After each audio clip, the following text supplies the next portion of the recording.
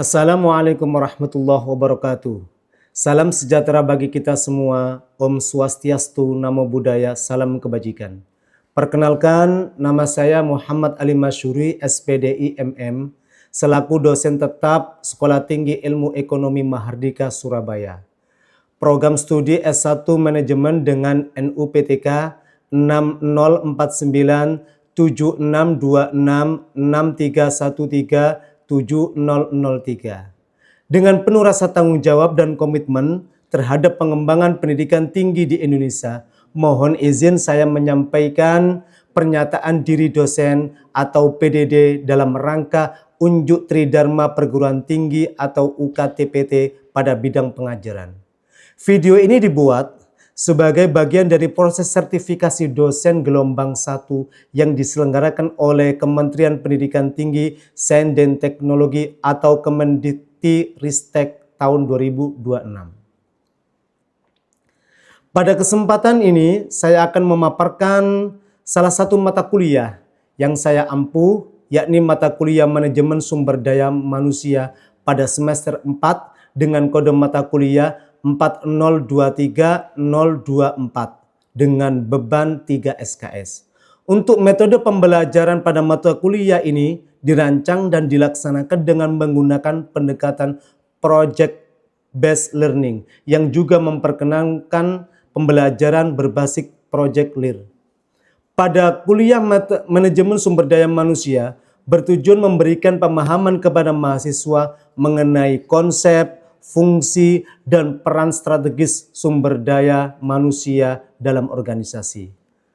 Mata kuliah ini membahas bagaimana organisasi itu merencanakan, memperoleh, mengembangkan, memelihara, dan mengevaluasi serta mempertahankan sumber daya manusia secara efektif dan efisien, guna mendukung pencapaian tujuan organisasi serta meningkatkan keunggulan kompetitif perusahaan. Setelah menyelesaikan mata kuliah Manajemen Sumber Daya Manusia, diharapkan mahasiswa mampu memahami secara komprehensif fungsi-fungsi manajemen sumber daya manusia, melakukan analisis terhadap berbagai permasalahan pengelolaan sumber daya manusia, serta merancang solusi yang tepat dalam bidang perencanaan SDM. Selanjutnya, tentang analisis pekerjaan, rekrutmen dan seleksi, pelatihan dan pengembangan, kompensasi, pengembangan karir, penilaian kinerja, hubungan industrial, serta keselamatan dan kesehatan kerja. Dengan demikian, mahasiswa mampu memahami karakteristik atau memahami keterkaitan fungsi manajemen sumber daya manusia dengan fungsi-fungsi bisnis lainnya dalam mendukung keberhasilan organisasi. Untuk pokok pembahasan pada mata kuliah ini ada 14 kali pertemuan ditambah 1 pertemuan UTS dan 1 pertemuan UAS. Pertama, kontrak perkuliahan dan penjelasan tugas. Yang kedua, konsep dasar manajemen sumber daya manusia. Yang ketiga, analisis pekerjaan. Yang keempat, perencanaan sumber daya manusia. Yang kelima, rekrutmen dan seleksi pegawai. Yang keenam, pelatihan dan pengembangan sumber daya manusia. Yang ketujuh, kompensasi, pemberhentian dan pensiun. Yang delapan, pengembangan karir. 9, kepuasan kerja. 10, disiplin kerja. 11, keselamatan dan kesehatan kerja. Dilanjutkan dengan pertemuan ke-12, yakni membangun kerjasama tim dan mengelola tim kerja yang efektif. Ke-13, kinerja pegawai dan penilaian kinerja. 14, yakni evaluasi pembelajaran yang telah kita lalui. Dan terakhir, pengumpulan proyek belajar. Untuk penilaian hasil belajar mahasiswa dilakukan secara komprehensif berdasarkan kombinasi berbagai aspek pembelajaran. Adapun penilaian berdasarkan aktivitas partisipatif aktif dengan bobot sebesar 10%, hasil proyek sebesar 10%. Untuk pembelajaran atau pengetahuan kognitif dengan penilaian tugas individu dan kuis sebesar 10%. Untuk UTS-nya atau ujian tengah semester yaitu 25% dan ujian akhir semester atau UAS sebesar 30%. Bentuk penilaian ini merupakan suatu hal yang mencerminkan penerapan di setiap materi. Nah, sedangkan untuk metode pembelajaran dilakukan secara blended learning dengan kombinasi antara pertemuan tatap muka dan diskusi daring melalui platform learning manajemen sistem Mardika Surabaya, yakni melalui alamat e-learning Mardika, atau juga bisa melalui grup komunikasi digital seperti grup WhatsApp. Selanjutnya, Anda akan menyaksikan cuplikan proses pembelajaran saya bersama mahasiswa di kelas pada sesi 2 yang membahas tentang memahami konsep dasar manajemen sumber daya manusia. Berikut adalah cuplikan video pembelajaran di dalam kelas dengan mahasiswa. Oke, Assalamualaikum warahmatullahi wabarakatuh. Selamat siang semuanya. Kabar baik? Oke. Di sini kita pada pertemuan pada pagi hari ini kita akan belajar tentang bagaimana konsep manajemen sumber daya manusia. Ini penting karena apa? Dalam sebuah organisasi, baik itu nanti kalian di perusahaan maupun di lembaga, pasti ada yang namanya organisasi. Jadi di situ ada struktural dan juga ada antara atasan dan bawahan juga. Tapi yang diperlukan adalah bagaimana sih konsepnya nanti itu seperti apa? Karena kalian adalah anak manajemen yang mana calon-calon manajer harus paham betul tentang masalah manajerial. Nah, tapi pada pagi hari ini kita akan belajar konsepnya bagaimana. Dulu karena apa? Sebelum melangkah harus punya konsep dulu. Sesuatu kalau belum punya gambaran itu tidak akan terarah. Tujuannya akan terombang-ambing.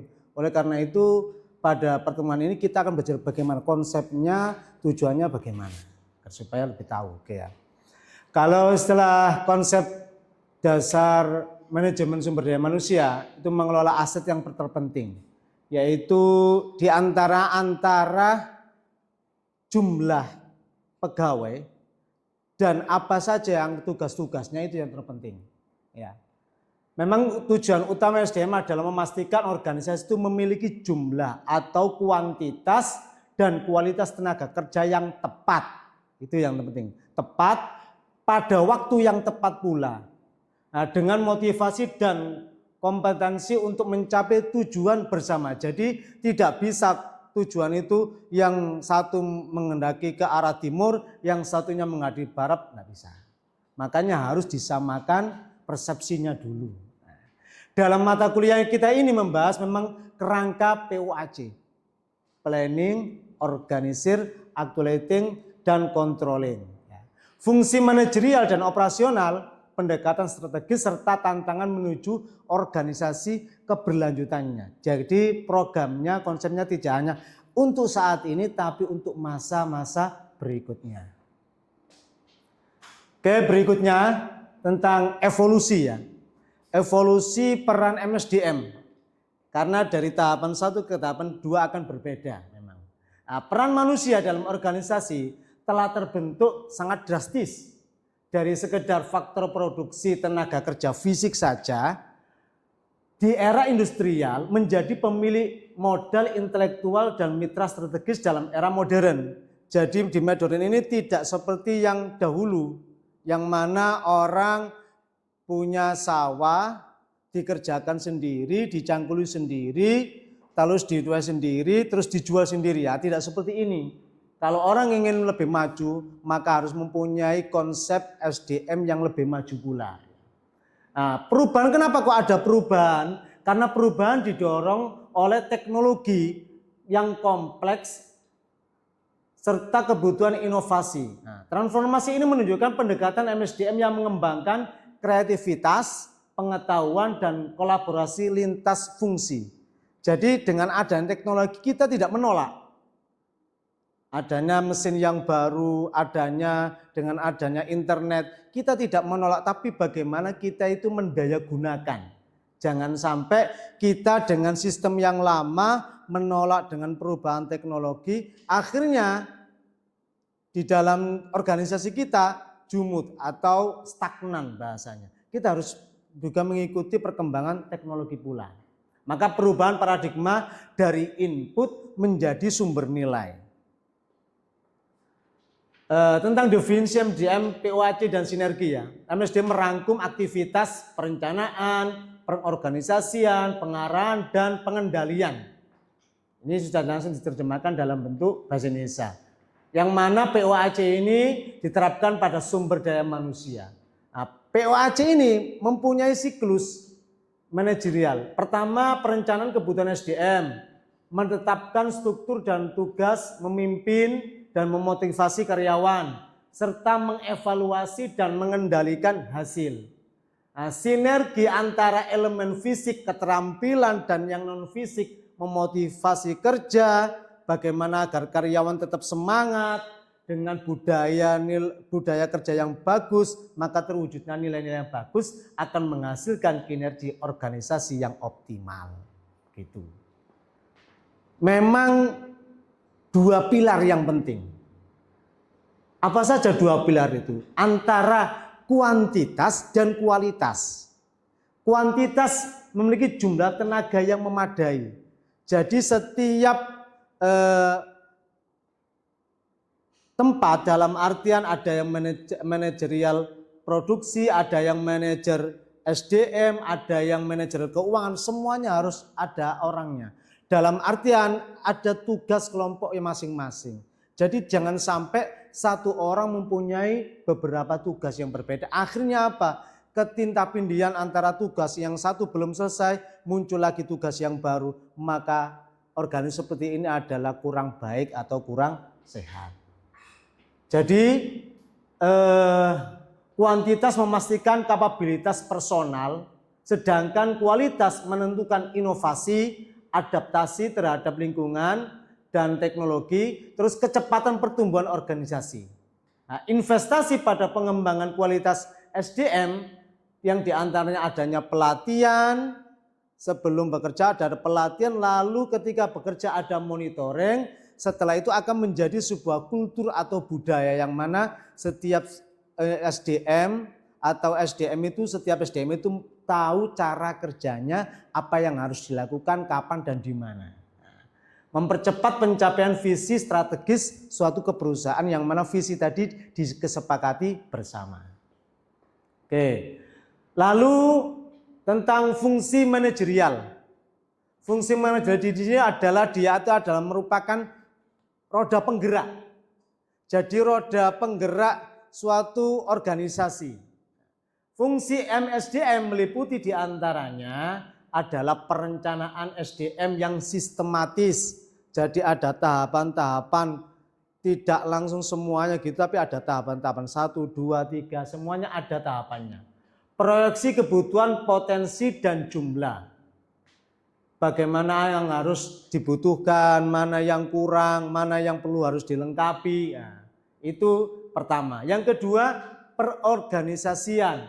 Ada desain jabatan, ada alur kerja, ada struktur tim. Jadi dalam sebuah organisasi itu harus ada desain jabatannya. Apa saja posisinya? Ketua, sekretaris, bendahara, divisi 1, divisi 2, divisi 3, apapun posisinya di sini. Nah, semuanya itu harus ada desain jabatannya. Lalu alur kerjanya. Dari setiap divisi tadi itu alur kerjanya bagaimana? Mulai tahap pertama, kedua, ketiga, sampai tahap terakhir.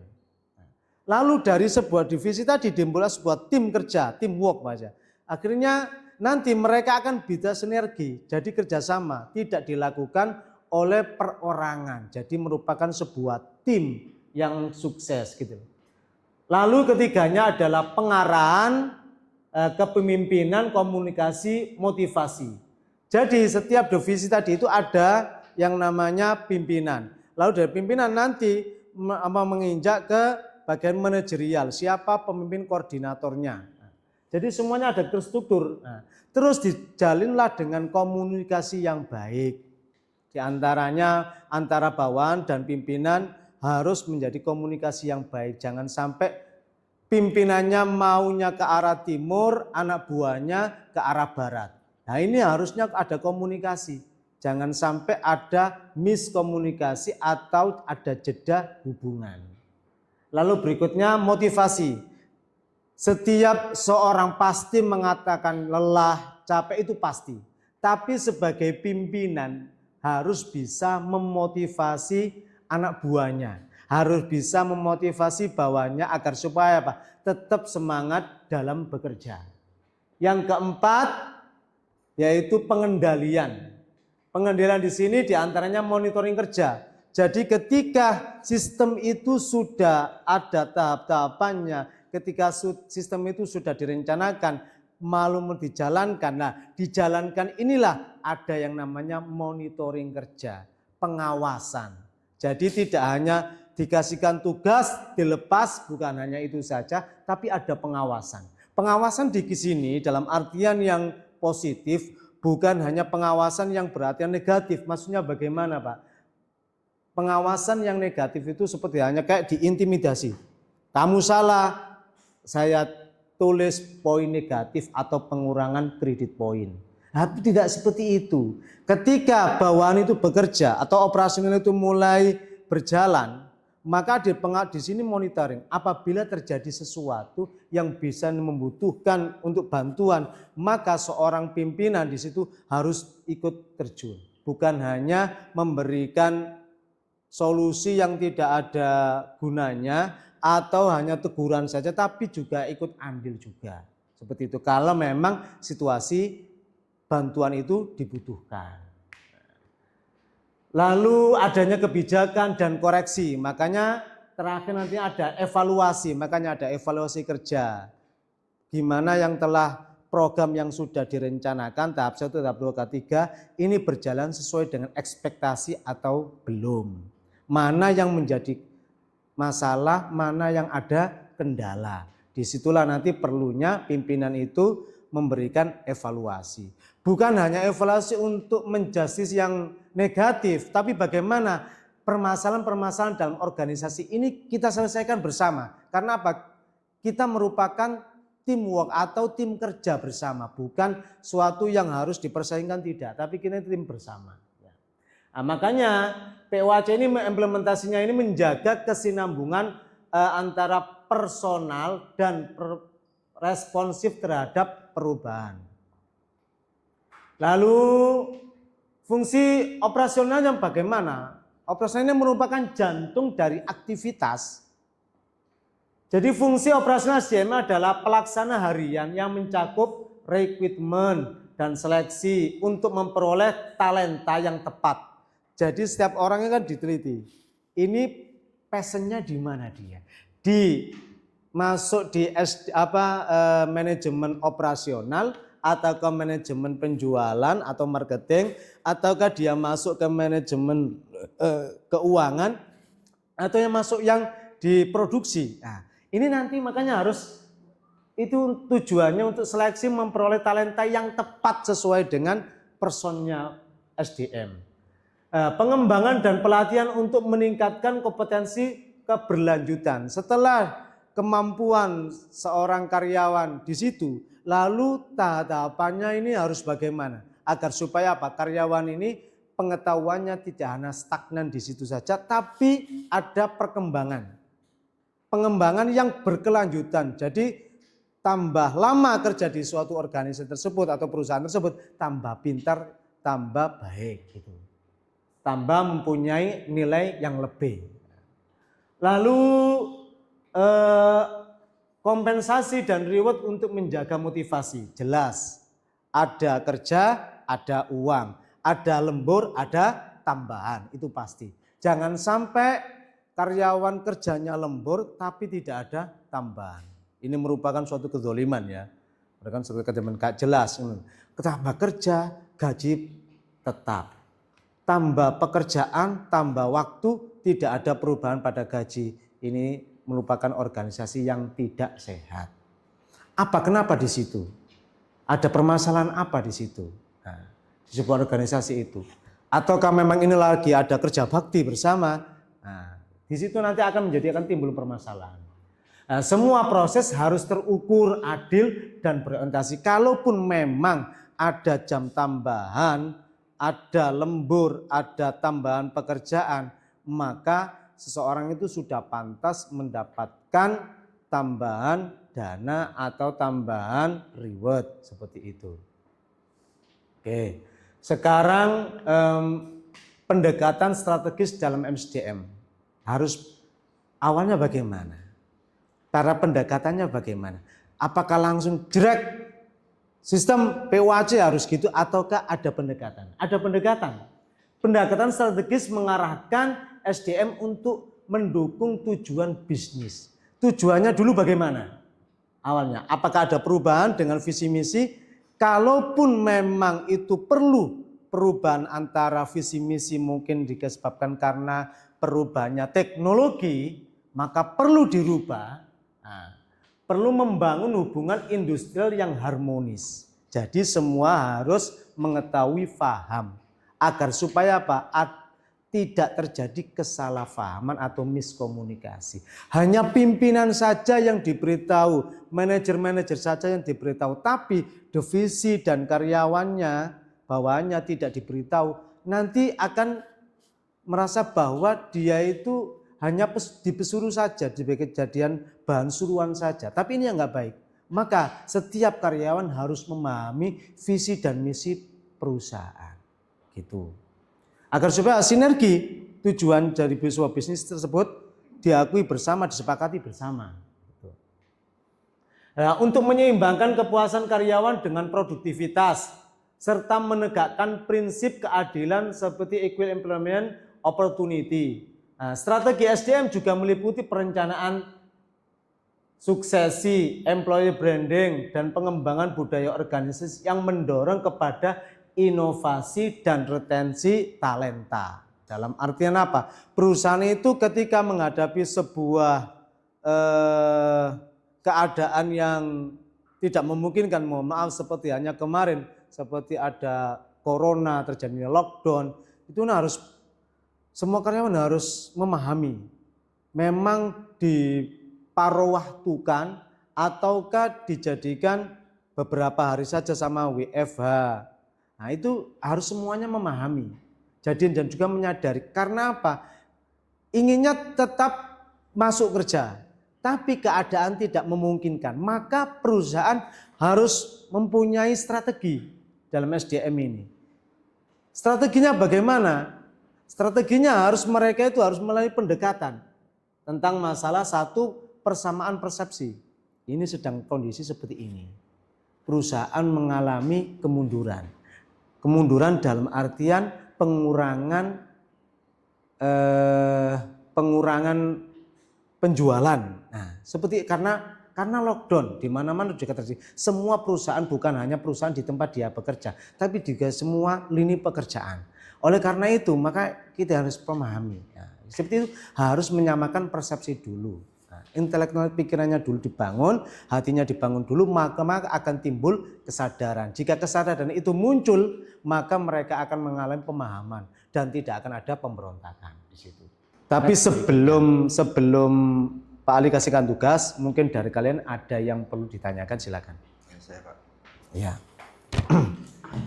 silakan.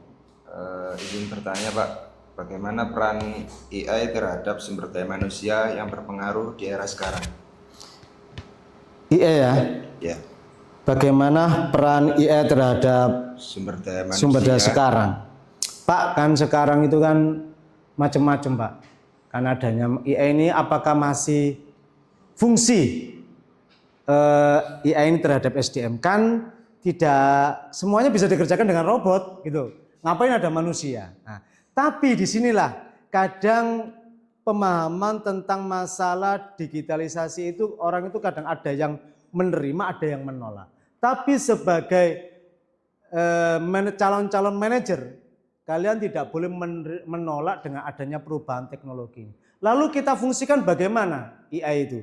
Kita fungsikan untuk otomatisasi rekrutmen. Jadi semisal contoh teman-teman ya, untuk rekrutmen kita tidak perlu menyebarkan brosur Tidak perlu. Kita hanya cukup memasang iklan lowongan di internet, baik itu media sosial ya. Lalu bukan kita yang menilai, tapi sudah digitalisasi, dalam artian AI itu sendiri yang akan menilai dari bentuk mungkin secara persyaratan ijazah, mungkin terus sertifikat apa yang perlu dibutuhkan dalam lowongan ini. Lah, terus lalu sampai sampai tingkat interview. Jadi seorang itu bukan berhadapan manusia dengan manusia lagi, tapi manusia dengan robot. Jadi interviewnya langsung berhadapan, dia itu mempresentasikan dirinya sendiri. Terus ujian umpama, untuk ujian tulisnya pun komputerisasi langsung. Jadi bukan manusia lagi yang menilai, seperti itu. Lalu juga analisis kinerja dan retensi, dalam artian apa? Semuanya yang monitoring itu bukan hanya manusia saja, bukan, tapi juga AI. Mana tugas yang itu sudah selesai, mana yang belum. Jadi AI di situ berfungsi banget untuk mengontrol kinerja seseorang. Jadi tinggal seorang itu melakukan pekerjaannya, lalu meng-up dengan bentuk gambar hasil kerjanya. Lalu dari situ AI pun sudah menilai bagaimana hasilnya nanti di situ bisa. Lalu juga untuk pengembangan pelatihan secara dipensisional, ia dapat merekomendasikan program-program pelatihan jalur pengembangan karirnya. Dari mana? Dari segi tes, pretest dulu. Oh, orang ini, karyawan ini belum mampu tentang masalah kebahasa Inggrisan umpama. Dari situ IA kan tahu ini kurangnya di sini, dia kurangnya di sini. IA kan tahu gitu untuk mengontrol kemampuan pelatihan kerja karyawan di situ. Dan juga termasuk penelitian efisiensi operasional juga. Dalam artian untuk perencanaan suatu organisasi itu seorang itu sudah bisa direncanakan sama IA dengan apa? Mencantumkan visi dan misinya. Oke. Itu sekarang tugas kalian adalah tugas kelompok ya teman-teman ya. Ini tugas kelompok, kalian berkelompok nanti interview ke HRD. Ke HRD tujuannya apa? Untuk mengetahui konsep setiap organisasi tersebut. SDM-nya bagaimana, penempatannya bagaimana, apa tugasnya. Boleh catat? Silakan. Oke ya, boleh catat silakan. Nanti jadi tugasnya HRD di situ apa, terus manajer produksi apa, manajer keuangannya bagaimana, sistemnya bagaimana, nanti kalian bisa interview kepada HRD. Dari pertemuan kali ini kita tentang masalah konsep, maka kembali lagi konsep merupakan tangga awal seseorang atau suatu perusahaan, yaitu untuk mengetahui tujuan dan ending akhirnya bagaimana suatu organisasi atau suatu pekerjaan. Itu paling cukupkan pertemuan pada kali ini. Selamat siang. Assalamualaikum warahmatullahi wabarakatuh. Waalaikumsalam.